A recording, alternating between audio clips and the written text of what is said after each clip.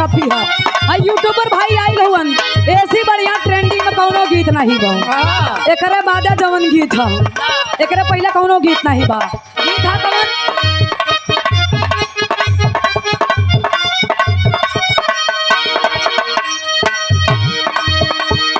दीदिया के देवरा गड़ौले बड़ नजरी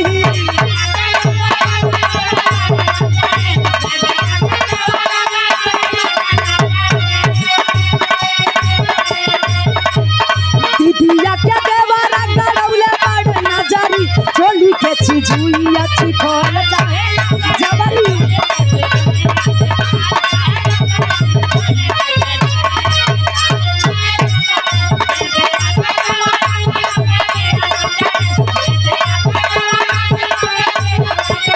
चोली के चिजुइया चिखोल जबरी।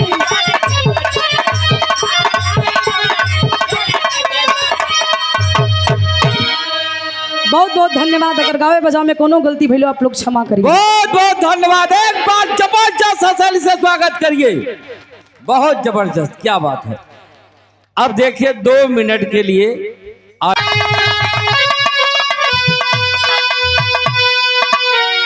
तो सिंह की गोद में सिंह पैदा हुआ, जिसकी हिम्मत को कोई हिला ना सका, भानु भी भाल से जिसके नीचे रहा, सिंधु का जल भी जिसको डुबा ना सका, पराजित हुआ काल का कारवा, वीरता वीर बालक की जानी गई, हंस रहा था कटारी से आकाश में, दिलों में विजय मोती।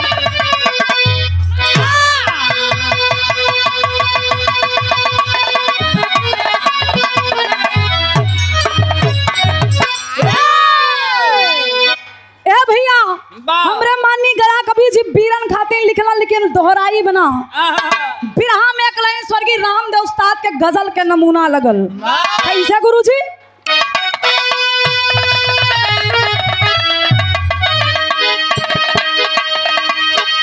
यही में 6000 का लगवाई क्या है भैया, बनवाइया ना रहे लेकिन क्या करी। अरे काबे में तेरा जलवा नजारा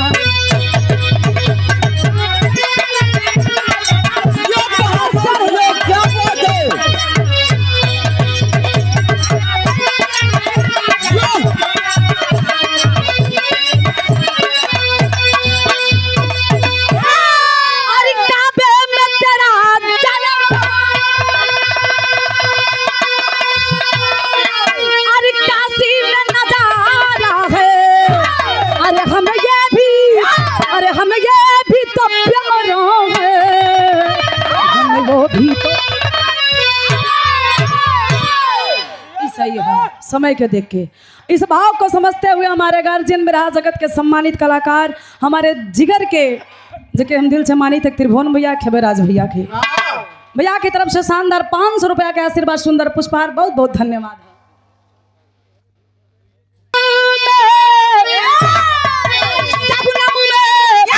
सबनम में छुपा सोला अंगहारी बन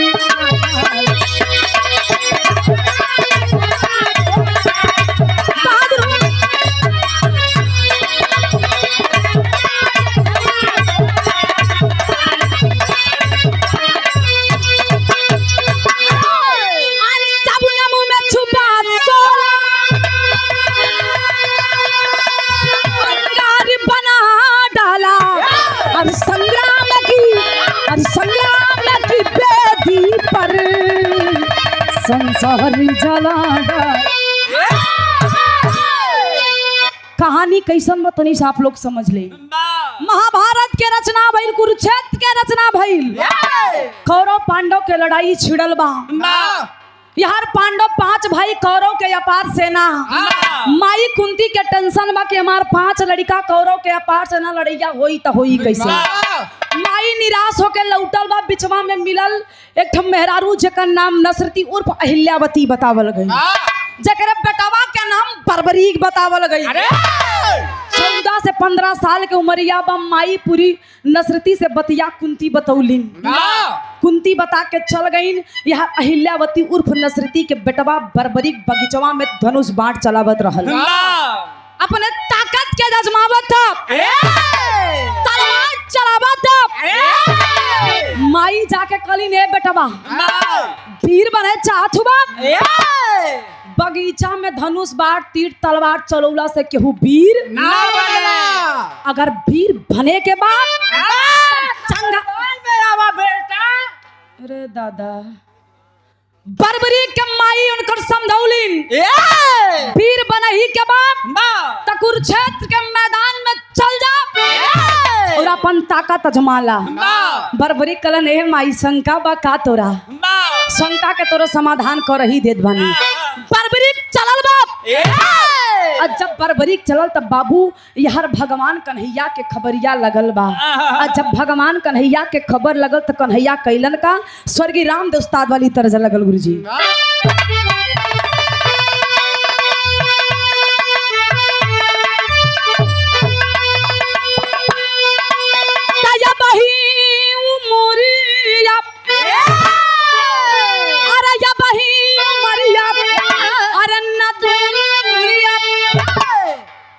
काहे रंगल बारू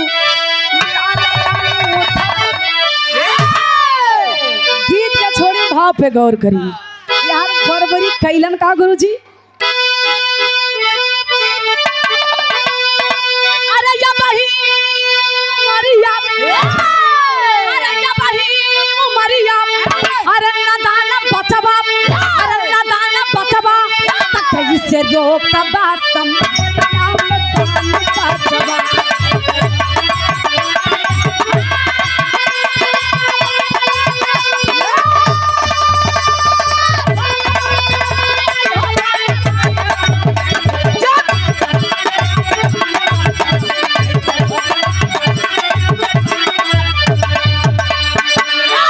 भगवान कन्हैया कहलन ब्राह्मण रूपी भेष भगवान के बनौलन पिपरे के पेड़े के नीचे खड़ा हो के कन्हैया बर्बरी के रास्ता रोकलन।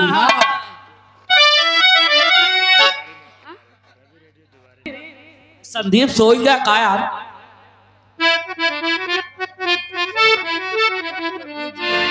गायक कलाकार संदीप कुमार यादव पूरी और हमारी बड़ी बहन बिरहा जगत की आन मान शान प्रयागराज धरती की मान सम्मान को बचा के रखने वाली बड़ी बहन सुमित्रा नंदिनी जी की तरफ से बहुत 100 रुपया के पुरस्कार सुंदर पुष्पहार बहुत बहुत प्रणाम बा। इस समय के अभाव बा भगवान कन्हैया ब्राह्मण भेष बनौले हुवन बर्बरी के रास्ता रोकलन तब बर्बरी कलन काहे रोकत हुआ। भगवान कन्हैया कलन अगर असली वीर बाड़ा तो हमरे एक ठे परीक्षा लेत बानी परीक्षा पास कर दो फिर यहाँ से लड़ैया करे बाबूजी गौर करिया 12 से 14 साल के उम्र लड़का के बा तो भइल का गुरुजी ये गो दे दी के कलश भगवान कन्हैया कि बर जन्म मनबा तब बात ये गो दे दी और पीपर के पाती के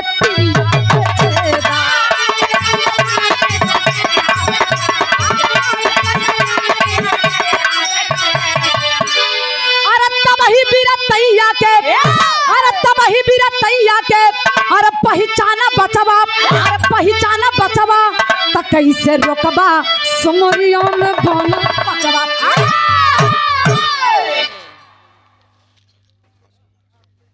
और हमारे गुरुजी परम आदरणीय सम्मानित श्री खेमराज कवि जी की तरफ से बहुत 100 रुपया। भाई तू बड़का वीर हुआ ना था ये बेटा जैसे धनुष मार कसले होगा ना वैसा यही से अब तो हो रे बस के बाद ए बाबू भगवान कन्हैया कहबे ना कैलन यार बर्बरी कई देलस धनुष बाण उठौलस और चला देला बत्तीर। जब तिरिया चलौला से बाबूजी पिपरा के पेड़े में जतना पाती रहल कुल पतिया में एक कही तीर से छेद कर देलस। कन्हैया के कलश के पंडित पंडित के जाति तू हमरा से करबा तोहार काम बा भिक्षा मांगल। हमारा को बात गठियाला जबन छोरौले हुआ ना वो दिखावा तनी से उठावा उठा के देखा वहू में कहियो भगवान कन्हैया ये पतिया पिपरा के अपने एड़िया के नीचे छुपा ले और जब उठाई के देखलन बाबूजी कहियो छेदू पतिया मरहल। कन्हैया पूछलन ब्राह्मण रूपी कृष्ण कहे, ब्राह्मण रूपी कृष्ण कहे धन्य वीरता तेरी है, महाकाल भी थारा या जब बाजी रण में बेरी है। किस वंश के दीपक हो तुम, अरे किस वंश के दीपक हो तुम, नाम तुम्हारा बतलाओ। अरे देखे इस भिक्षा ब्राह्मण को शौक से तुम लड़ने जाओ। बरबरी कलश के सुना हम कही जाना छुआ। अरे राम वीरताई जेकर धोखे में फसल, अरे राम वीरताई जेकर धोखे में फसल, तब जंग की बलि बेदी पर मांगे दान कम।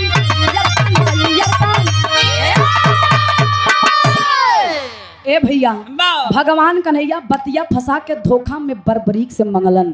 का गुरुजी पहपट लगल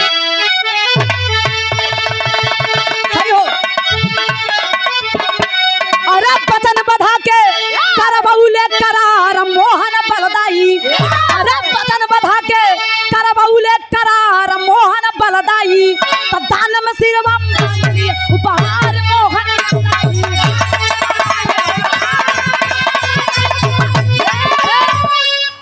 बचन बधा के करबौले करार मोहन बलदाई, दान में सिरवा मांग ले उपहार मोहन बलदाई। जब बरबरीक जान ले के मार गर्दनवा मांग लेन, तो बरबरीक समझ के कोनो साधारण मनुष्य चमगादुर पहलवान के भतीजा बाबू की तरफ से बहुत सौ रुपया पुरस्कार। बरबरीक समझ गए कि कोनो साधारण इंसान ना हा। बरबरीक हाथ जोड़त कि जे के हो तो अपने असली रूप में आ जा, ना तो जितना छेदी पतिया में करे अरे बाप रे बाप। भगवान कन्हैया असली रूप में उलन, और जब असली रूप में उलन तो बरबरीक कलश की प्रभु हमरे साथे छल काहे कैला, का कैला रही हम। भगवान कन्हैया कहलन हे बरबरीक, अगर तू कुरुक्षेत्र के मैदान में जईता तो पांडवन के हार हो जात, कौरव के जीत हो जाई। ये खातिर तोहार हम गर्दनवा मांग ले बानी, लेकिन तोहार बिरताई कभो खाली ना जाए। भगवान कन्हैया गर्दन काट के सुमेन नामक पर्वत पे जब बरबरीक के लेके चलन तब वरदान देने तोहरे अखिया के रोशनी कबो बुझी ना। लेके चलल वन गुरुजी खड़ी में कहना बा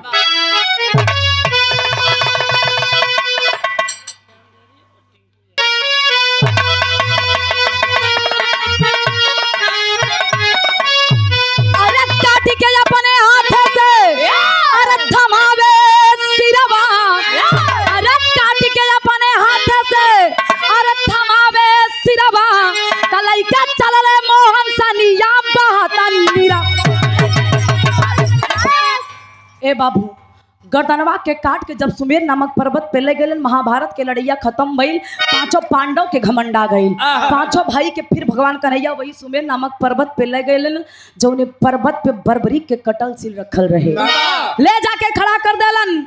और कटल सिर से पूछलन कि पांचों में से सबसे बड़ा वीर के है। बरबरीक के कटल सिर हंसे लगल कि ये प्रभु ई पांचों में से कोनो वीर नहीं हुआ। जाने छऊ तक क्या हुआ, भगवान विष्णु के सुदर्शन चक्र और माई काली के तलवार कुरुक्षेत्र में कमाल देखौलस, बाकी केहू हे बाबू।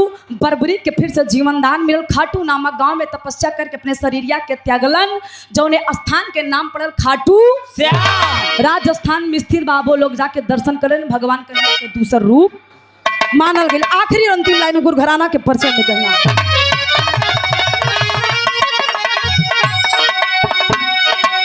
गुरु बिहारी, गुरु गणेश, गुरु रामलाल गुड़ता,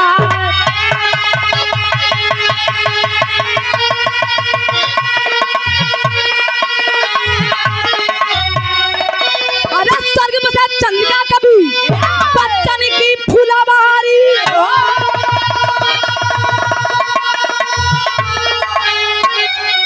अरे राम वीरताई जेकर धोखे में फंसी, तो ज्योति गया कभी के सारद बनी सहाय, वीरताई जेकर धोखे में फंसी।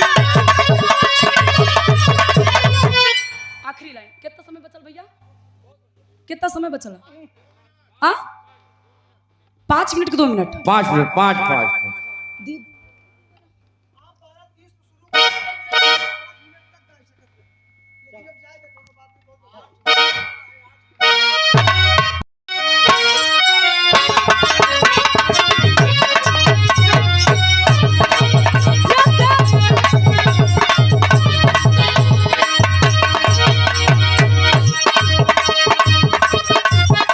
बस बस इशारा काफी है।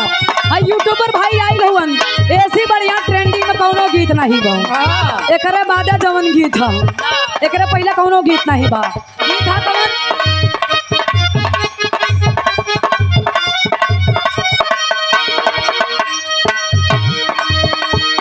दीदिया के देवरा गड़ौले बड़ नजरी,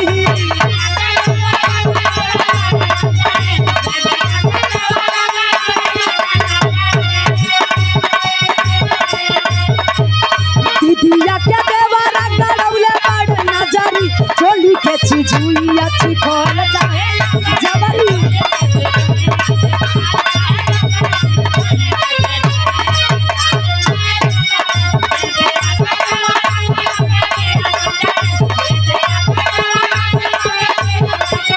चोली के चिजुइया चिखोल जाए जबरी।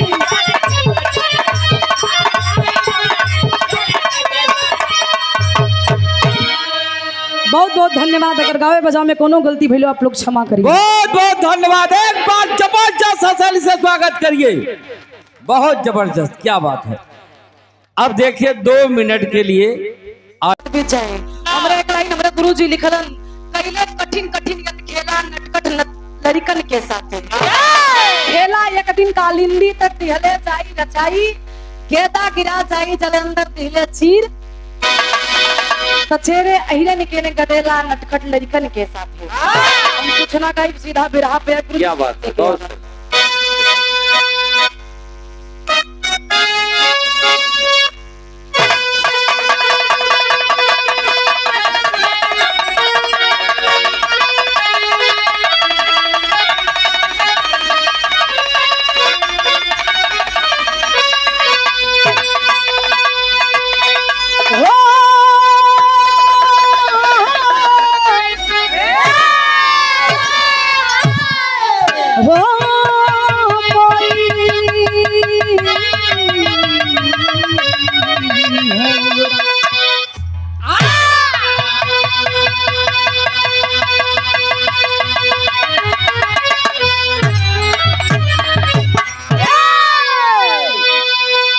अब राज भैया अगर 5 मिनट बचे तबे इशारा कर दिया। फिर रस के बाव हो गुरुजी तनी सब पत्ती उठा के दिया को बचो ने पावे। प्रयास जारी बा। जौने अखाड़ा जौने खानदान के बानी, जान जाए तो चल जाए लेकिन शान ना जाए। वीरन खातिर हमरा गुरुजी लिखत होगन कैसे?